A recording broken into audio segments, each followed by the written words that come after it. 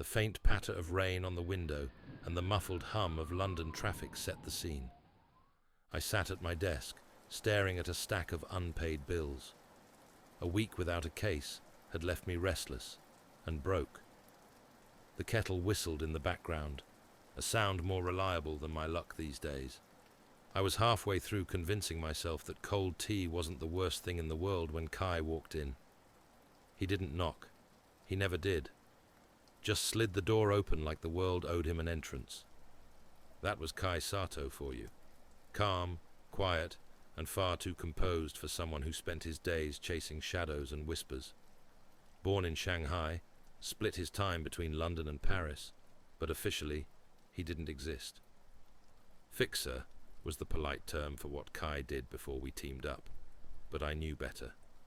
He handled things that shouldn't be handled, and he was frighteningly good at it. "You look busy," he said, eyeing the paperwork on my desk. "Don't start." I gestured to the bills. "Just some light reading." He didn't laugh. Kai wasn't much for jokes, at least not the kind anyone else found funny. Instead, he placed a file on the desk, his movements deliberate. That was Kai. Every step, every word measured, like a chess player who could see 20 moves ahead.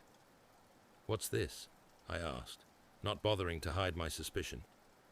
"Something you'll want to see," he said. I opened the file, and the first thing I noticed was the letterhead, Professor Li Wei, Folklore Department, Yunnan University. Below that, bold block letters, urgent assistance required. I read on, and the words hit like cold water. "Disappearances," I muttered, flipping the page. "Plague Hill, shadows, rituals. Oh, come on, Kai. This can't be real." "It's real enough for him to pay for our flights," Kai said, his tone maddeningly calm. "All expenses covered. He's desperate." I raised an eyebrow. "And why is that?" Kai leaned against the desk, arms crossed, his voice dropping a notch. "The professor believes these disappearances aren't random. He thinks they're tied to ancient rituals performed during the plague. He also says the villagers are convinced the shadows whisper." I stared at him. "Whispering shadows? Really? That's what we're doing now?" He didn't respond, which was answer enough. The truth was, cases like this weren't new to us. We'd seen things most people wouldn't believe, and couldn't explain. But something about the way Kai said it, the weight behind his words, made the air in the room feel colder.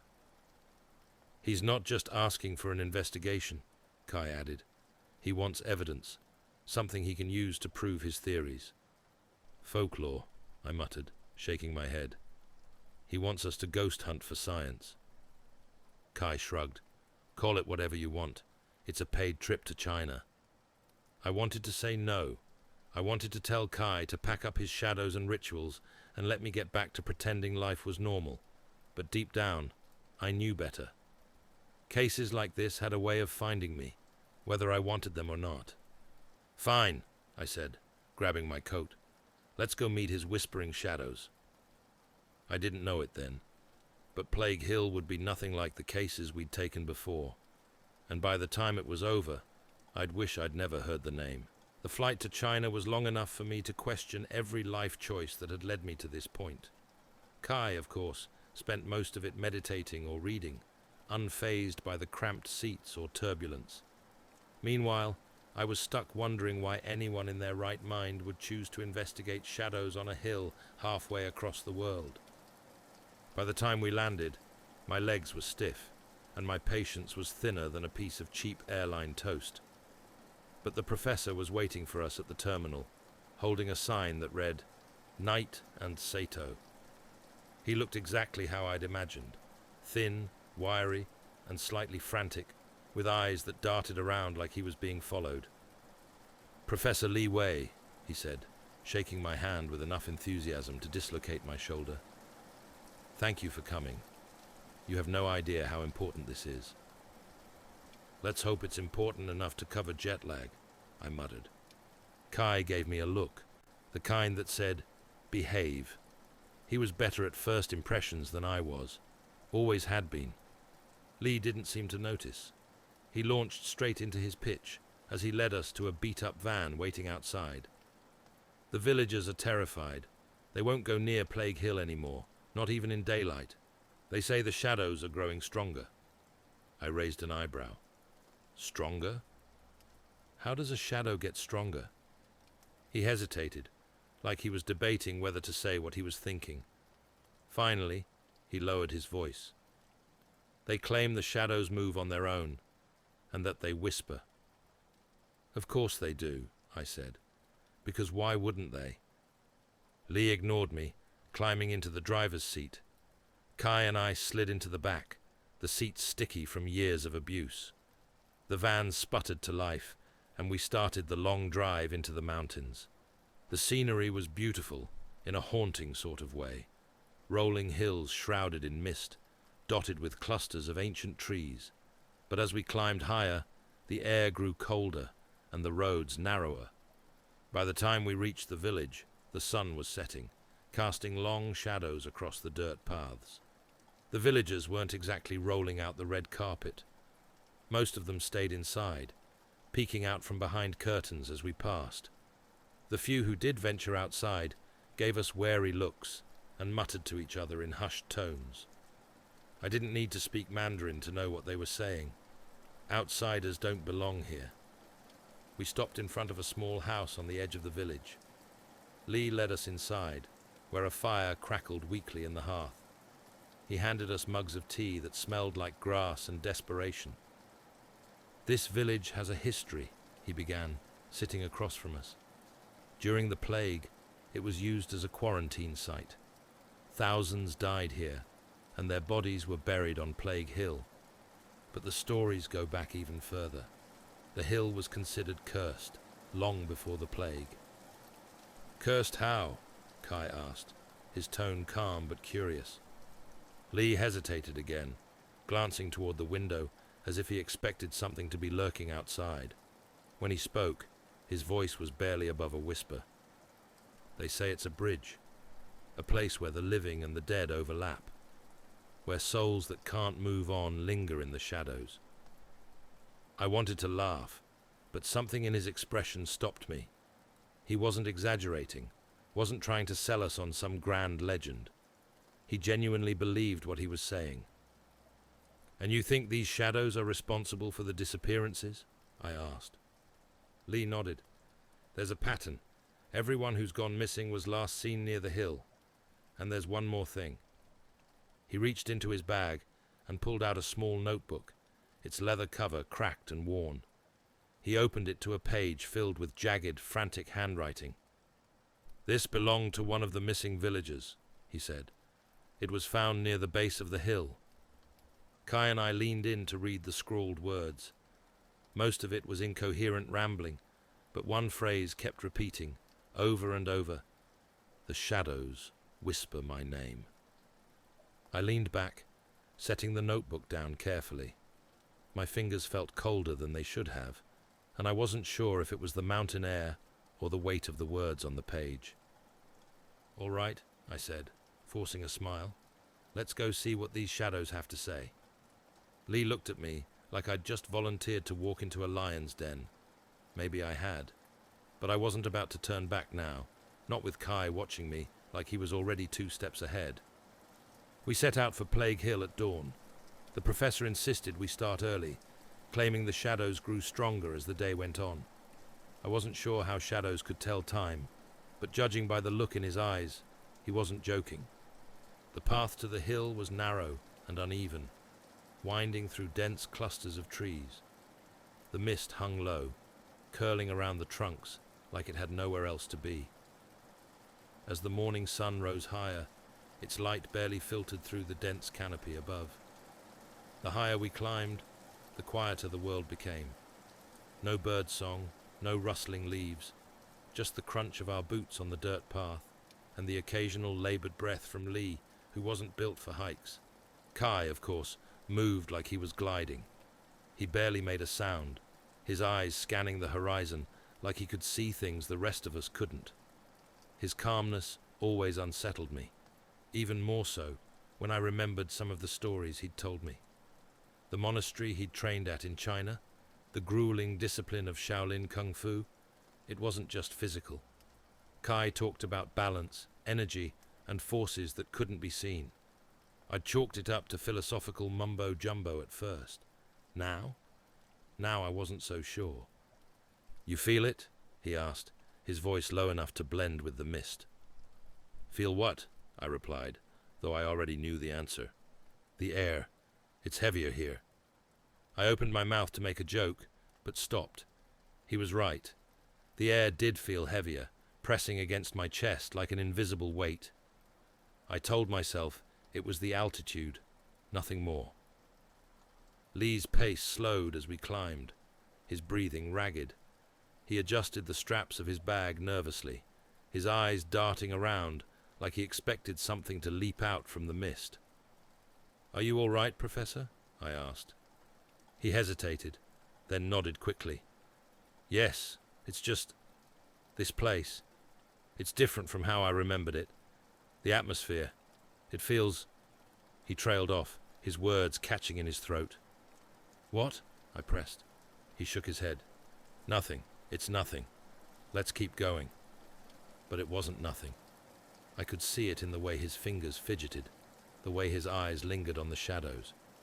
He was scared, but there was something else too, an eagerness, a hunger. He wanted to know, no matter the cost. When we reached the base of the hill, Lee stopped abruptly.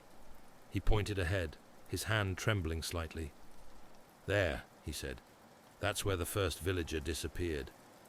I followed his gaze to a small clearing, where the ground was uneven, dotted with patches of bare earth. The grass here was darker, almost black, and the trees around it twisted at odd angles, as if recoiling from something unseen. "It's just a patch of dirt," I said. But even as the words left my mouth, I felt a strange unease settle over me. It wasn't the dirt. It was the silence. It was too quiet here, the kind of quiet that felt deliberate, like something was listening. Kai knelt down, brushing his hand lightly over the ground. He closed his eyes for a moment, then stood, his expression unreadable. "There's something wrong here," he said simply. I snorted. "No kidding." Lee ignored us both, stepping cautiously into the clearing. He pulled a small device from his bag, a handheld EMF reader, the kind ghost hunters like to wave around on late-night TV shows. I bit back a comment, watching as he held it up and slowly turned in a circle. The device beeped once, twice, then it screeched. Lee nearly dropped it, his face pale. That shouldn't happen." "What does it mean?" I asked. "It means—" He hesitated, glancing at the darkened patches of earth. "It means something here is radiating energy, strong energy." Kai's gaze sharpened, and he stepped closer to Lee. "Put it away," he said quietly. Lee blinked. "What? Why?" "Because you're waking it up." Before I could ask what "it" was, the shadows shifted. It wasn't the wind. There was no wind. The shadows under the trees stretched unnaturally, pooling together like spilled ink. They began to move, crawling toward the clearing in jerky, uneven motions. I grabbed Lee's arm and yanked him back. "Run!" I said. "Now!" He didn't argue. The three of us bolted up the hill, the shadows trailing behind us like liquid snakes. My heart pounded as we ran, but I couldn't help glancing over my shoulder. The shadows weren't just moving, they were following. And worse, they were whispering. It wasn't loud, just a faint hiss at first, like leaves brushing against each other. But as we ran, the whispers grew louder, distinct, until I could hear my name. "Jack." I stumbled, nearly falling, but Kai caught my arm and steadied me. His grip was firm, his expression calm. "Don't listen," he said. "Keep moving." Lee was ahead of us, gasping for breath but refusing to stop. The hill grew steeper, the path narrowing as we climbed. The mist thickened, swirling around us until it was hard to tell where the ground ended and the sky began. Finally, we reached the top, It wasn't much of a summit, just a flat patch of rocky ground surrounded by gnarled trees. In the center stood a crude stone altar, weathered by time and covered in strange, jagged symbols. The air around it was thick, almost tangible, like walking into a room filled with smoke. Lee collapsed to his knees, clutching his chest. This is it, he wheezed. The altar. It's where the rituals were performed. I stepped closer, my boots scraping against the rocks. The altar looked ancient, older than the plague. The symbols carved into it seemed to writhe in the mist, their edges shifting when I wasn't looking directly at them. Kai joined me, his gaze fixed on the altar. He didn't say anything, but I could feel the tension in him, like a coiled spring ready to snap. The whispers grew louder, surrounding us. The shadows pooled at the edges of the clearing, hesitant but hungry. And then, clear as a bell, a voice rang out. A voice that wasn't mine, wasn't Lee's, and wasn't Kai's. Jack. It wasn't a question. It was a command. The sun dipped below the horizon faster than it had any right to. One moment the hilltop was bathed in weak grey light, and the next it was gone, swallowed by the encroaching dark. Shadows stretched further, their movements no longer subtle but deliberate, like fingers reaching for prey. I flicked on my flashlight, the beam cutting a narrow path through the mist. Kai and Lee followed suit, their lights illuminating the crude stone altar and the trees beyond. The air felt heavier now, colder, the kind of cold that didn't come from the weather, but from something deeper, something wrong. This is where they buried them, Lee said, his voice low. The plague victims, not just from one epidemic, but for centuries. People believed Plague Hill would contain the sickness. They thought the land itself could hold death. I glanced around, my flashlight beam brushing over patches of bare, darkened earth. There were no markers, no signs of graves, just uneven mounds that seemed to stretch endlessly into the mist. I tried not to imagine what might be lying just beneath the surface. Lee crouched by the altar, his flashlight shaking as he examined the jagged symbols carved into the stone. These markings, they're older than I thought. Much older. This might predate the plague by centuries. Great, I said, scanning the clearing. That explains why it's so welcoming. Kai was silent, his flashlight trained on the edge of the clearing. The beam wavered slightly, and I realized his hand wasn't as steady as usual. What is it? I asked. He didn't answer right away. When he did, his voice was quieter than I liked. There's something here. Something real. The words had barely left his mouth when the stench hit me. It was sudden and overwhelming, like a mix of rot and stagnant water, and it clawed its way down my throat. I gagged, covering my nose with my sleeve, but it didn't help. What the hell is that? I asked, my voice muffled. Lee didn't respond. He was too focused on the altar, tracing the symbols with his fingers like a man possessed.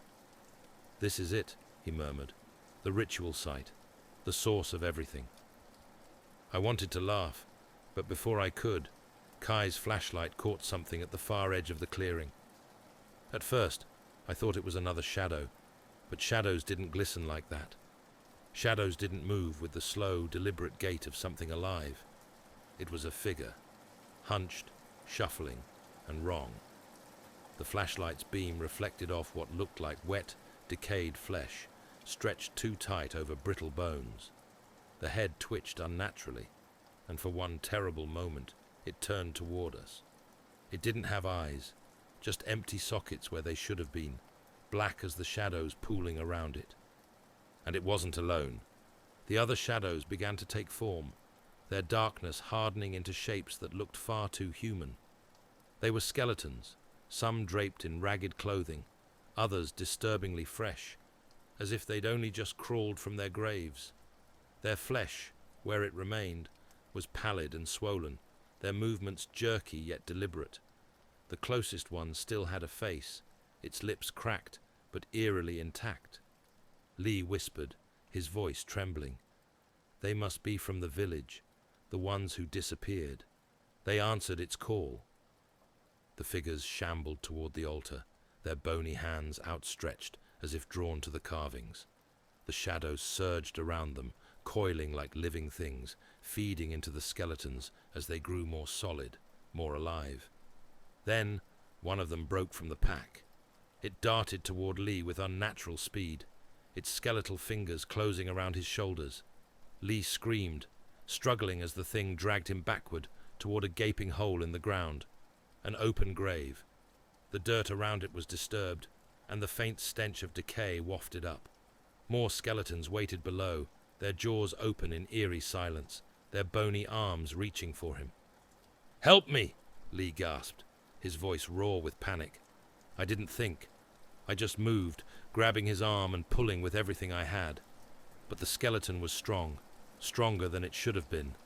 Its fingers dug into Lee's coat, refusing to let go. Kai stepped forward, his movements deliberate and precise. He kicked the skeleton's arm with a force that sent it flying back, the crack of bone echoing through the clearing. The thing staggered, but another skeleton lunged forward, its hands swiping for Kai. He sidestepped it effortlessly, his movements fluid yet controlled, and delivered a spinning kick that sent it crumpling to the ground. "Get him away from here," Kai said, his voice calm but commanding. I didn't argue. I hauled Lee to his feet and dragged him back, putting as much distance as I could between him and the altar. The skeletons shifted their focus, their hollow eyes turning to Kai as he approached the altar. The shadows around him writhed, reluctant but retreating as he moved closer. Kai stood before the altar, his stance steady. He raised his hand, moving it in slow, deliberate arcs. The air around him seemed to shift, the mist curling away from his movements. The skeletons hesitated, their forms flickering as though unsure whether to advance or retreat. Then, with a single fluid motion, Kai struck. His palm hit the altar with a force that sent a shockwave rippling through the clearing. The carvings flared, glowing red for a brief, terrible moment before the stone cracked down the middle. The skeletons froze, their forms wavering like smoke in the wind, and then they collapsed, their bones scattering across the ground as the shadows dissolved into nothing. The clearing was silent. Kai stood there for a moment longer, his breathing even but heavy. He turned to us, his face pale but composed. "It's done," he said. Lee collapsed to his knees, trembling. I didn't feel much steadier. The mist was already starting to lift, the oppressive weight in the air fading with it.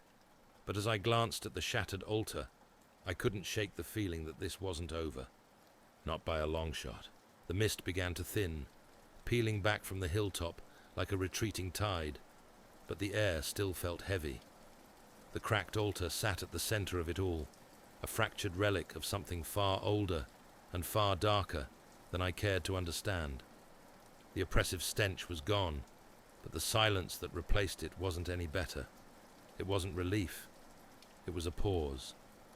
Kai stepped back from the altar, his hand dropping to his side.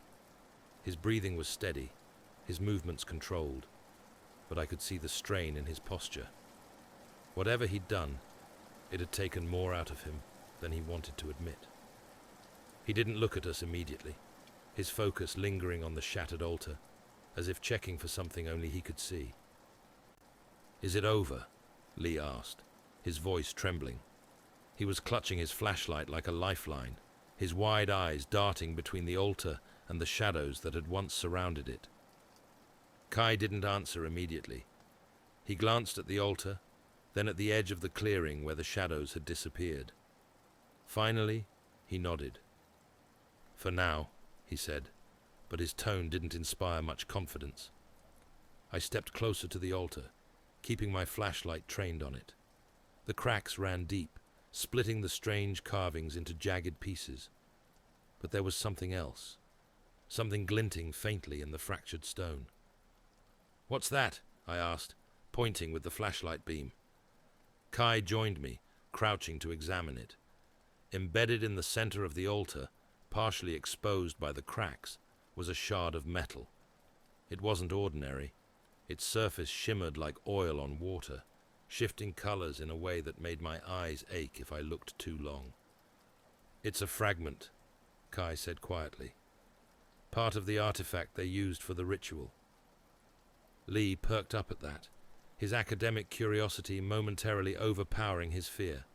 He stepped closer, his flashlight trembling as he aimed it at the shard. "That's incredible.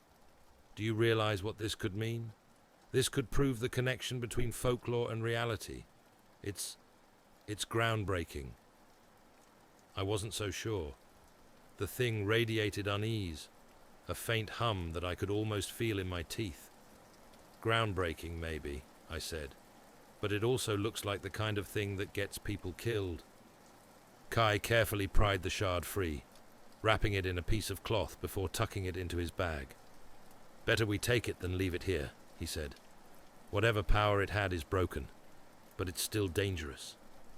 Lee opened his mouth to protest, probably to argue for keeping it for research, but Kai silenced him with a look.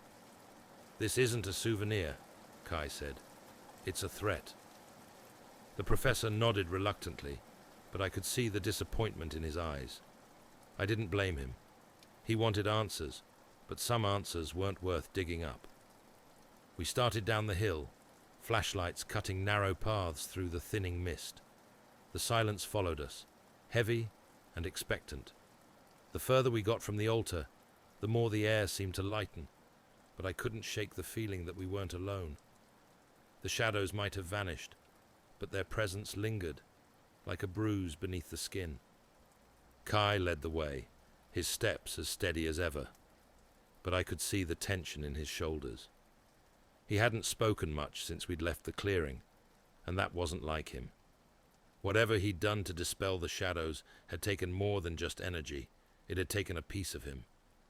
Lee was less composed. He kept glancing over his shoulder, flinching at every rustle of leaves or shift of light. I couldn't blame him. My own nerves were stretched thin, and I was trying very hard not to think about the whispering voice that had called my name. Jack. The memory of it sent a chill down my spine. I told myself it was just a trick, an echo of my own fears, but deep down, I wasn't so sure. When we reached the base of the hill, the village came into view, its scattered lights dim and distant. The first stars were beginning to appear in the sky, but they did little to ease the oppressive darkness that seemed to cling to the land. Lee broke the silence. "What happens now?" he asked, his voice small. "Now," I said, glancing at Kai, "we hand over your evidence and get as far away from this place as possible." Lee frowned, his brow furrowing in frustration. "But there's so much more to uncover. The hill, the shadows, the artifact. It's all connected. We're on the verge of something incredible." "On the verge of getting killed, you mean?" I said. "We've already done more than we should have. Whatever answers you're looking for, I'd suggest you think very carefully about whether you really want them." Kai didn't say anything, but the look he gave Lee said enough. This wasn't over. Not for us, and certainly not for the professor. The hill might have gone quiet, but I knew better than to trust quiet. Quiet was just another kind of warning. As we stepped back into the village, I felt a prickle of unease at the base of my neck. I turned, shining my flashlight up the hill one last time. There was nothing there, no figures, no shadows, just the faint outline of the altar, half hidden in the mist. But the unease didn't leave me, and neither did the whispers. The walk back to the village was quieter than I'd expected. Lee was practically bouncing with excitement, muttering to himself about unprecedented discoveries and rewriting history. His steps were quick, eager, like a man chasing a dream just within reach. But there was something off about it, something that made my skin crawl. Kai, as usual, was calm, his flashlight steady as he led the way. His silence wasn't unusual, but tonight it felt heavier, like he was carrying more than just the weight of his bag. He glanced over his shoulder occasionally, his sharp eyes scanning the shadows behind us. I could tell he didn't believe this was over. Neither did I. Me? I couldn't shake the feeling that we'd left something behind. Or worse, that something had followed us. The villagers were waiting when we arrived, peering out from their homes like they couldn't decide whether to cheer or run. One of the braver ones, a middle-aged man with a weathered face, approached, his hands clasped tightly. "It's done?" he asked, his voice trembling. Kai nodded. "For now." The man's shoulders sagged with relief. He muttered a quick prayer, then turned and barked something in Mandarin to the others. Slowly, cautiously, the villagers began to emerge, their faces a mix of hope and fear. Their eyes lingered on us, but they avoided looking toward the hill, as if it might notice. Lee, meanwhile, was grinning like he'd just won the lottery. "This is remarkable," he said, turning to us. "You've not only helped the village, you've confirmed my theories. This will change everything." "Let's hope it doesn't change everything for the worse," I said, glancing back toward the hill. The mist was still there, clinging stubbornly to the summit like it had nowhere else to go. Kai looked at Lee, his expression unreadable. "What exactly did you take from the altar?" he asked, his tone sharp enough to cut glass. Lee froze just for a moment. "Take nothing. Don't," I said, cutting him off. "We're not idiots, Professor. We saw how eager you were up there." He hesitated, then sighed, pulling a small object from his pocket. It was another shard of the artifact, smaller than the one Kai had taken, but no less unsettling. The strange, shifting colors shimmered faintly in the dim light, like it was alive.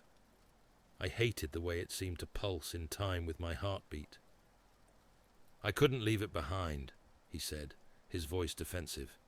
"This is proof, physical proof, that the rituals were real. Do you understand what this means for my research?" "I understand it means you're playing with fire," I said. "That thing isn't just a piece of history. It's dangerous." Lee bristled.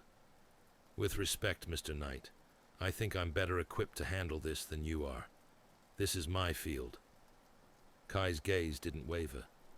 "Your field won't protect you if it decides to fight back." Lee faltered under Kai's stare, but quickly recovered, holding the shard closer to his chest. "I appreciate your concern, truly, but I believe the danger is over. The altar is destroyed, the shadows are gone, and the villagers are safe. Isn't that what matters?" I wanted to argue, to snatch the shard away from him and toss it into the deepest part of the mountain, but Kai touched my arm, a silent reminder to let it go. He was right. The professor wasn't going to listen, and we weren't sticking around to clean up the mess if he got himself into trouble. Instead, I turned and looked back at the villagers, their wary faces lit by flickering lanterns. Some were whispering prayers, others staring up at the hill with expressions that said they knew better than to believe this was over. One of the older women clutched a charm around her neck, muttering something in a language I didn't recognize. The air in the village felt lighter than it had when we arrived, but the unease still clung to my skin like damp clothes. As we walked toward the house where we'd left our bags, Lee stayed a step behind, his fingers gripping the shard tightly. He didn't say much, but I caught him glancing at Kai's bag more than once. I didn't need to be a mind reader to know what he was thinking. He wanted both pieces of the artifact, no matter the cost. "Jack." Kai's voice broke my thoughts. He was looking at me, his expression unreadable. "Watch him," he said quietly, his gaze flicking toward the professor. I nodded. "Yeah, I know." Lee might have been happy, but I had a sinking feeling that his discovery wasn't the end of this. It was just the beginning. The airport was crowded, chaotic, the kind of place where you could lose yourself if you weren't careful. Lee, however, seemed entirely at ease. He strode through the terminal like a man who'd just conquered the world, his bag clutched tightly to his chest. I didn't need to guess what was inside. When we reached the security checkpoint, he turned to face us with a beaming smile. "I can't thank you enough," he said, shaking Kai's hand first, then mine. "This has been extraordinary, truly extraordinary." "I'm sure that's one word for it," I said, my tone dry. He laughed, either not catching the sarcasm or choosing to ignore it. "Your efforts have not only helped the village, but confirmed my theories.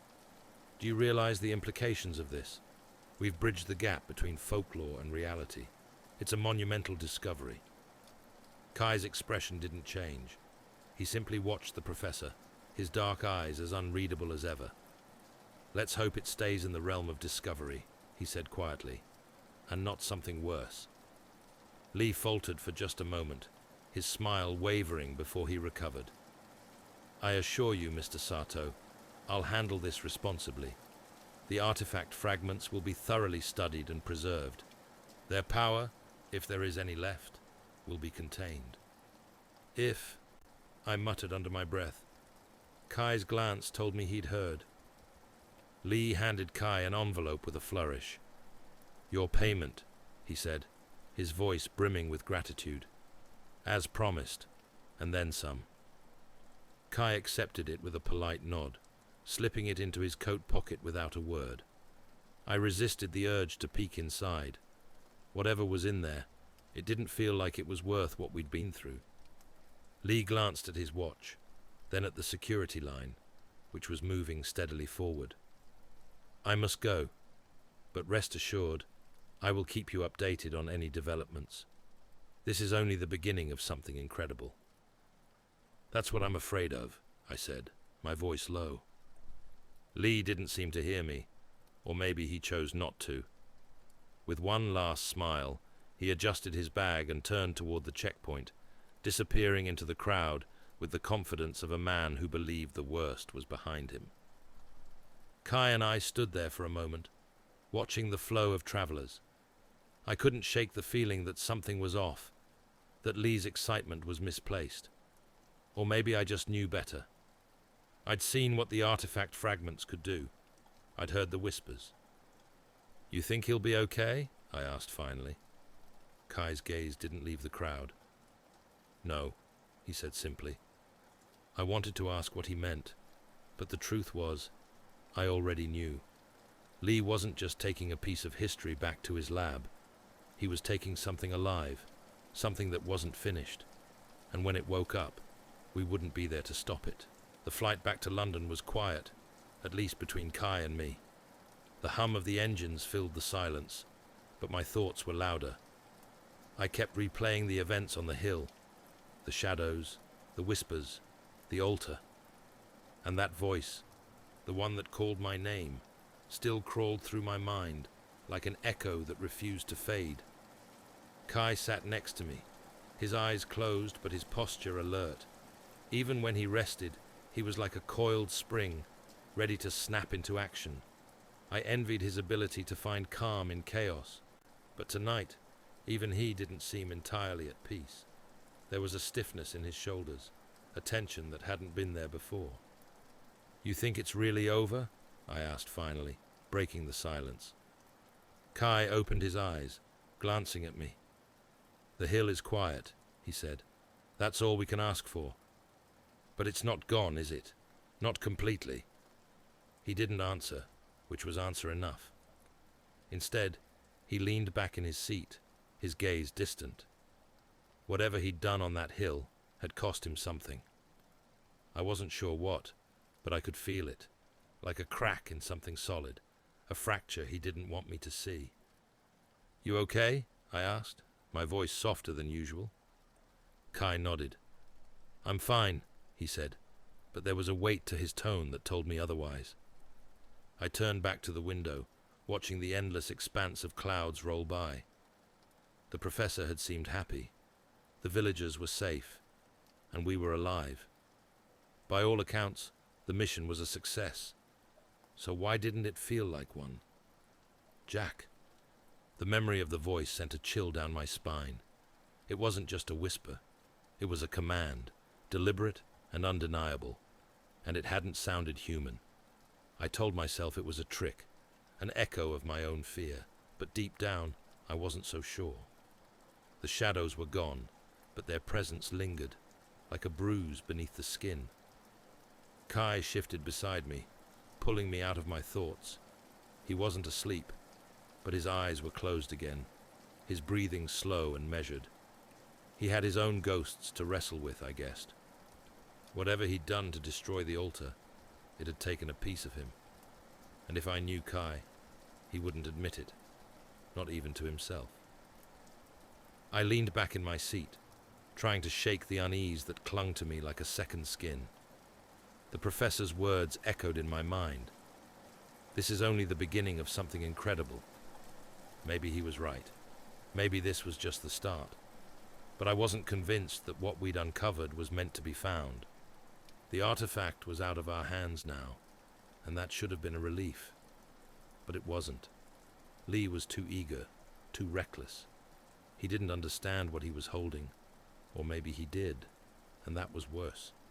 I could still see the way he clutched that shard at the airport, his fingers wrapped around it like it was his lifeline, or a ticking bomb. I didn't trust him to keep it safe. I didn't trust anyone to keep it safe. And I couldn't shake the feeling that we hadn't just left something behind on Plague Hill. We'd taken something with us, or maybe it had followed us. Kai's breathing deepened, a quiet rhythm against the hum of the engines. I envied him, but I couldn't sleep. Not yet. Not while the echoes of that voice, my name, spoken in the dark, still lingered in the back of my mind.